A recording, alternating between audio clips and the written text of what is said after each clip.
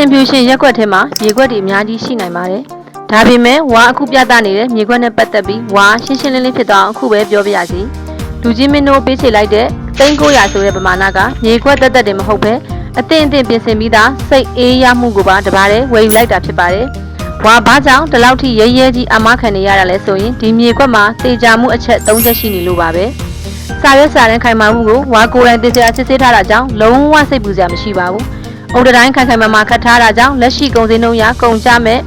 အုတ်တိုင်းစိတ်ကိုလူကြီးမင်းတို့တက်တာသွားမှသိကြပါတယ်။အရှိလက်ဖြစ်တဲ့အတွက်အိမ်ဆောက်တဲ့အခါအပူဒဏ်တက်တာပြီးအေးမြတဲ့မိသားစုဘဝကိုရရှိဖို့100%တေချာနေလို့ပါပဲ။အချက်လက်တွေကရှင်းရှင်းလင်းလင်းပြတ်သားနေတဲ့အတွက်လူကြီးမင်းတို့အနေနဲ့မရေရတဲ့တန်တရားတွေထားစရာမလိုတော့ပါဘူး။ဒီမြေခွက်ကိုကိုယ်တိုင်ကြည့်ရှုရှင်နေဆိုရင်တော့ဝါစီကိုအခုပဲဖုံးဆက်လိုက်ပါ။လူကြီးမင်းတို့ရဲ့ယဉ်ကျေးမှုအတွက်အကောင်းဆုံးဖြစ်စေဖို့ဝါကိုယ်တိုင်ရှင်းရှင်းလင်းလင်းတင်ပြပေးပါရစေ။ကျေးဇူးတင်ပါတယ်။